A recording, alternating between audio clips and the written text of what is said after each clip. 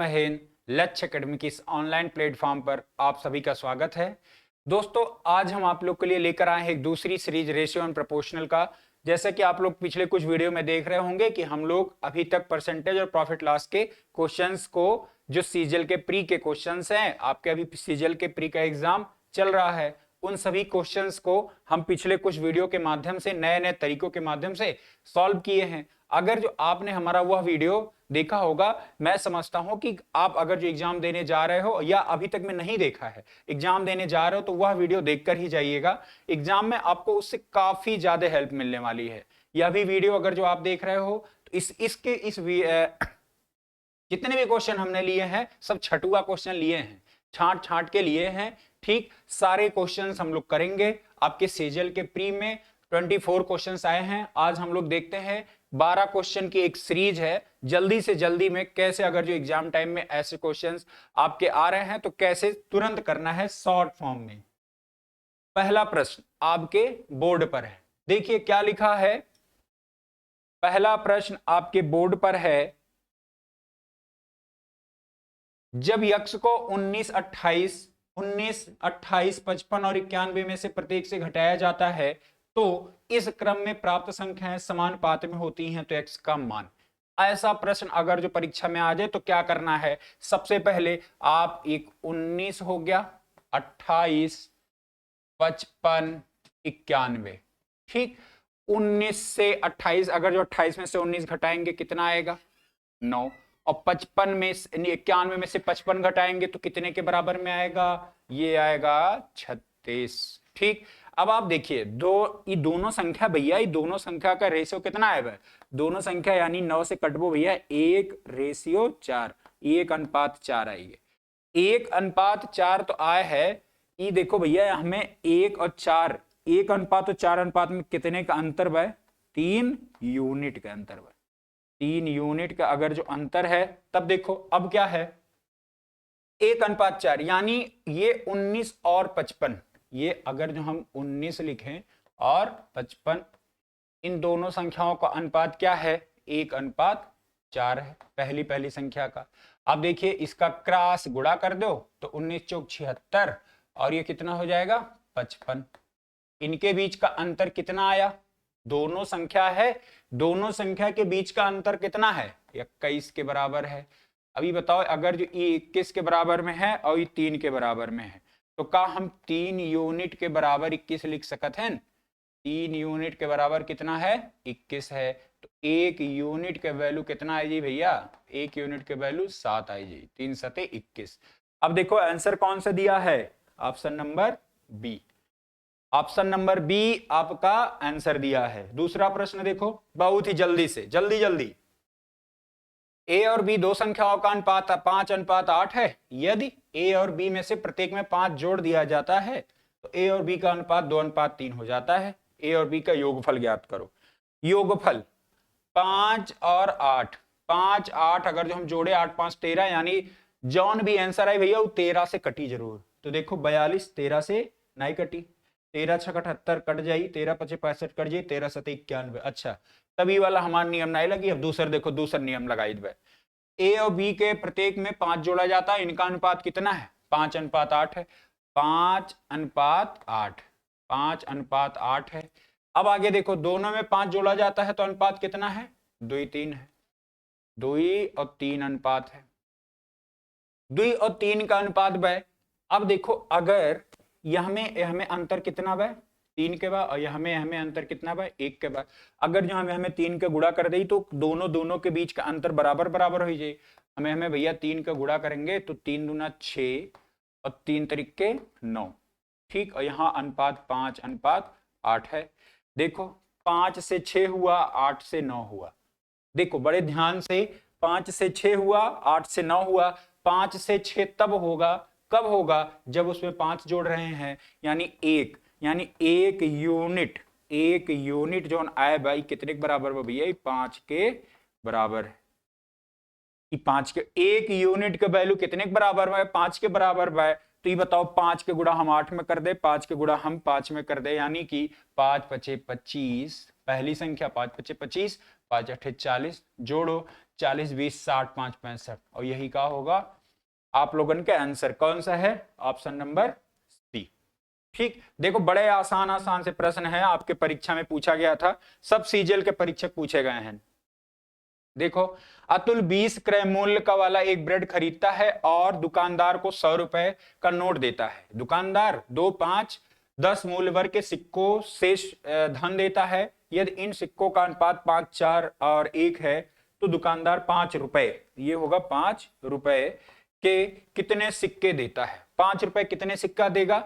देखो, अतुल 20 क्रय मूल्य यानी कि जौन दाम अतुल ले रहे हैं ओकर दाम कितना रहा? जौन सामान ले रहे हैं अतुल ओकर दाम 20 रुपया रहा और वह 100 रुपए का नोट दे दिए रहे।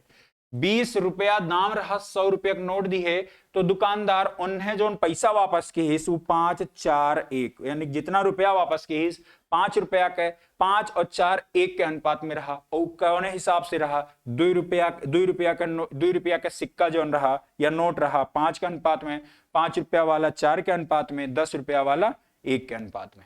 अब देखो, अगर 2 रुपया वाले के हम 5 में गुणा करें यानी अनुपात कितना हो जाए? 2 5 10। 5 वाले के हम 4 वाले में गुणा करें, 5 चौके 20। ठीक, अब यही प्रकार से 10 वाले के 1 में गुणा करें तो कितना हो जाए? 10 यानी 40। 20 रुपया के दामे रहा यानी वापस कितना करी? 80। ये कितने के बराबर में हो जाए? 40। ये रेशियो है, अनुपात है, ये कितने के बराबर में है? 80 के। यानी 1 यूनिट के वैल्यू कितना आ जाए? 1 यूनिट के वैल्यू बराबर भैया 2 के। अब देखो, 1 यूनिट का वैल्यू 2 के बराबर है, तब देखो क्या कह रहा है? 5 रुपए के कितने सिक्के? 5 रुपए कितना सिक्का बताओ? ये 2 रुपया है, ये 5 रुपया है। हम बताए रहे भैया, एक 2 रुपया वाला 5 के अनुपात में और 5 वाला, ठीक, 5 रुपया वाला कितने के? 4 के अनुपात में। अब बताओ यक्स यानी एक, यह अनुपात के वैल्यू कितना है वह? 4, एक वैल्यू कितना है वह? 2, यानी 4 में 2 को गुणा करब 4 दूना 8। का आंसर आइए भैया ऑप्शन नंबर सी। बहुत आसान प्रश्न आपके परीक्षा में आए हैं सब। देखो अगला प्रश्न, देखो अगला प्रश्न का है, ध्यान से पढ़ो, अब सॉल्व करो। एक का देखो आवत भाई, एक पुरुष और एक महिला एक साथ मिलकर किसी कार्य को 66 दिन में पूरा कर सकते हैं। उसकी कार्य क्षमता का अनुपात 3:2 है।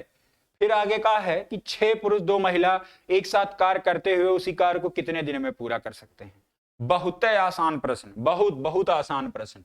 देखो, एक पुरुष एक महिला, अब बताओ एक पुरुष और एक महिला एक साथ मिलकर किसी काम को 66 दिन में, फिर क्या कर? उनकी कार्य क्षमता मतलब कितना है?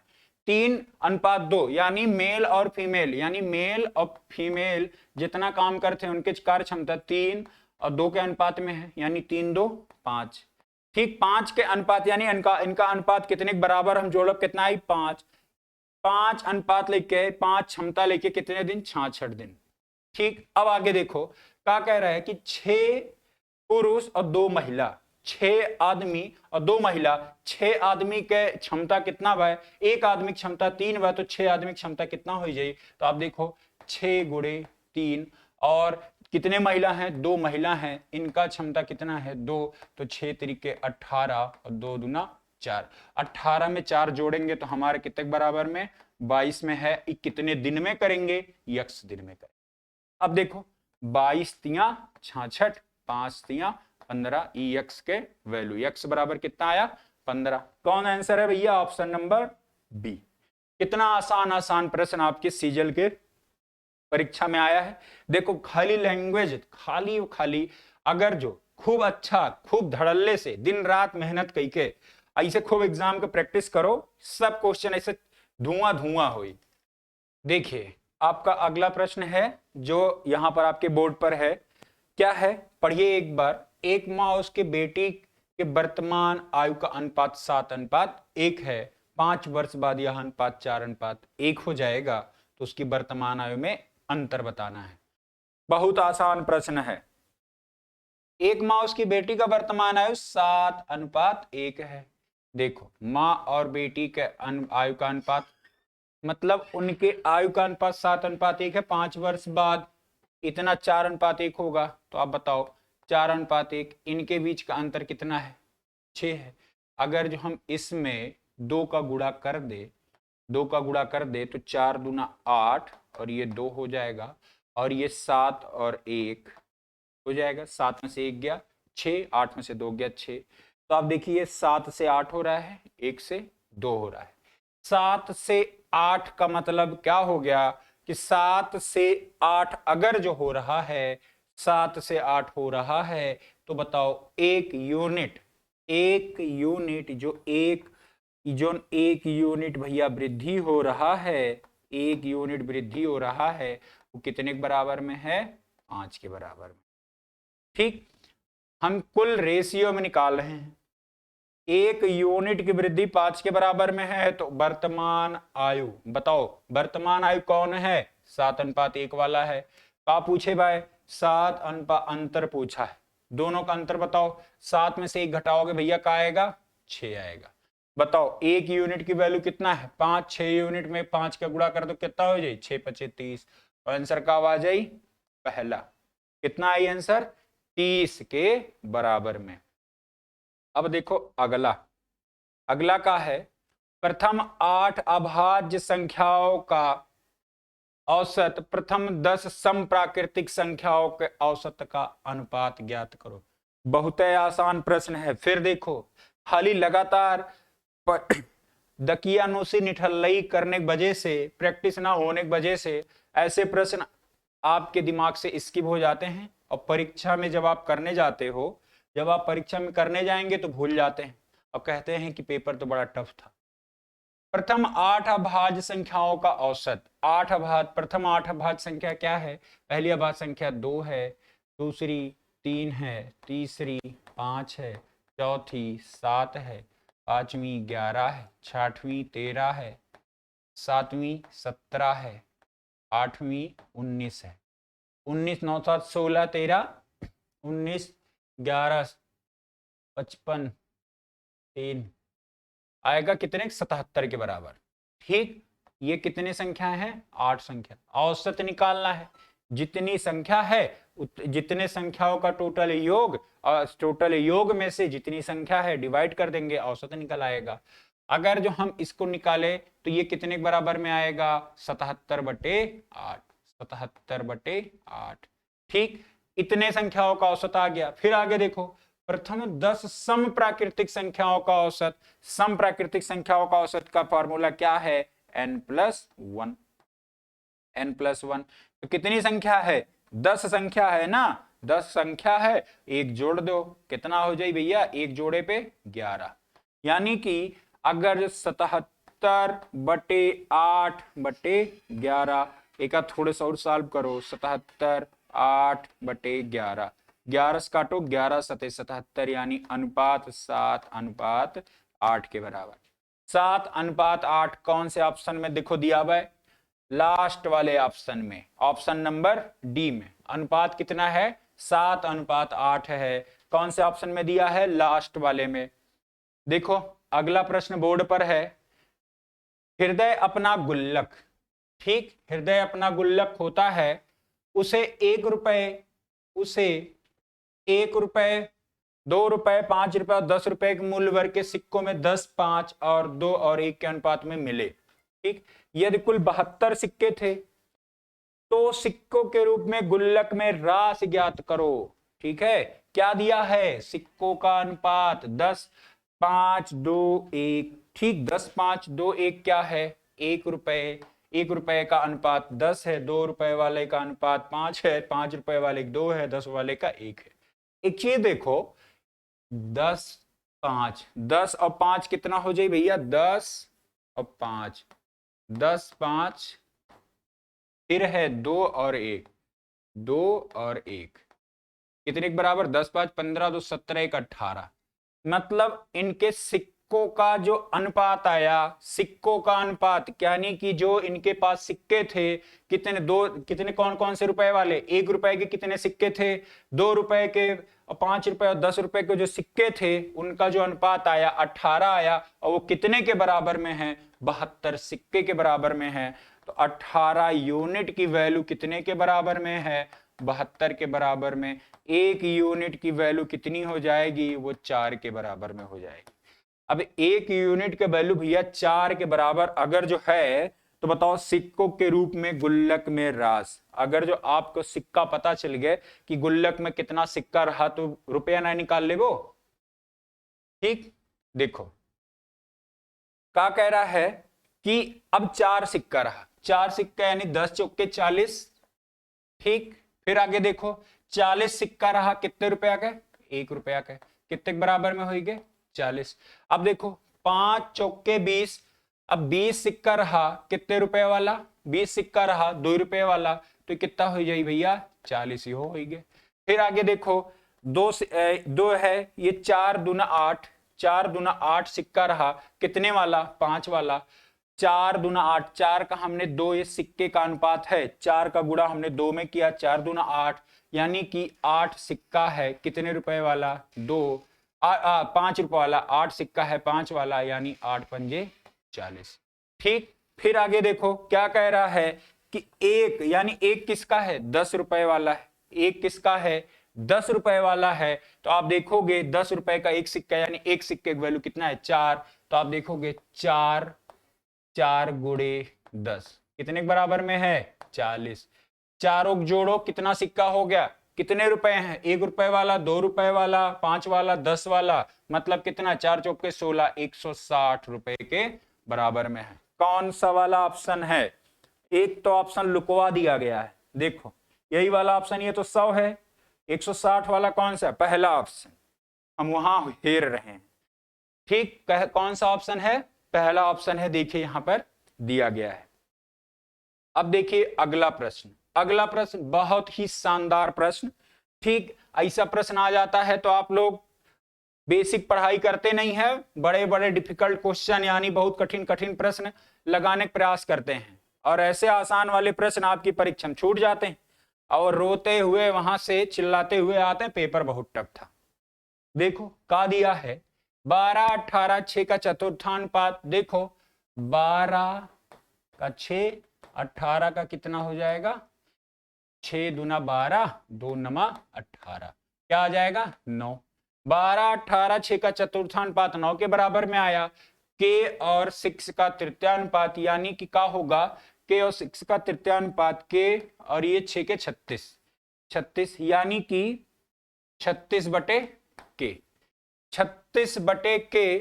फिर क्या कह रहा है? के का मान ज्ञात करो। किसके बराबर में? तृतीयानुपात के बराबर में। 12, 18, 6 का चतुर्थानुपात कितना है? 9। वो कितने के बराबर में है? के और 6 के तृतीयानुपात के बराबर। के और 6 का तृतीयानुपात कितना है? 36 बटे के, यानी 9 बराबर 36 बटे के। 9 से काटा बेका हम 4 आई जाई, के का वैल्यू कितना आएगी भैया? 4। और यह का है आप लोगन के आंसर। ठीक, फिर आगे देखो अगला प्रश्न का है। फिर अगला प्रश्न बहुत बढ़िया, क्या है? ए बी और सी के बीच, ए बी और सी के बीच 31,866 रुपए की राशि को इस प्रकार विभाजित किया गया कि ए और बी के भागों का अनुपात 9:8 और ए और सी के भागों का अनुपात 4:5, बी का भाग। ठीक, थोड़ा सा आप लोग लेंदी देखते हैं लैंग्वेज। ठीक, अंदर का डर एक्टिव हो जाता है। ठीक, उसको निष्क्रिय करिए। ए और बी का अनुपात कितना है? 9:8, और ए और सी का अनुपात कितना है? 4:5। रेशियो इनके अनुपात निकाल लो। तो अगर जो हम बी और ए का अनुपात निकालें, बी और ए का अनुपात, तो हम इसको पलट देंगे, 8:9 हो जाएगा। तो हम 8:9 ये तो लिख ही सकते हैं। ए और सी का अनुपात क्या है? ए और सी का अनुपात का है? 4:5 है। तो हम यहाँ 4 और यहाँ 5, 9 के गुणा इधर, 4 के गुणा इधर, 8 चौके 32, 9 चौके 36, 9 पचे 45। अब देखो तेला अब है बी का भाग ज्ञात करो। बी का भाग का है 5, 6, 5, 11, 2, 13, 4, 3, 7, 3, 10, 11, 113। 113 बी के भाग कितना है? बी वाला भाग देखो कितना है? 32। कितने वाला रुपया है भैया? टोटल कितना है? 31,866, 31,866। अब देखो एक, अगर जो कहीं पे दशमलव तो वैल्यू आया नहीं, दशमलव में अगर जो वैल्यू आया नहीं है, यानी 3 का, जब 3 में 3 का ये 6 दिया हुआ है, यहाँ लास्ट डिजिट 3 है, यहाँ 6 है, 3 से अगर जो हम काटेंगे तो लास्ट में 2 ही आएगा। चाहे जो आप काट के देख लो, एक बार जरूर से जरूर वीडियो को रोक दो, फिर एक बार काट के देख लो। ठीक, 3 से अगर जो हम यहाँ भाग दे 6 वाले में तो कितना आई 2, और 2 के फिर हमें में 2 में गुणा करब, यानी लास्ट में कौन अंक आई 4। लास्ट में कौन अंक आई 4। चारों ऑप्शन चेक कर लो, देख लो चारों में अंक जौन बा लास्ट कौने में बाटे, पहले ऑप्शन में 90-24।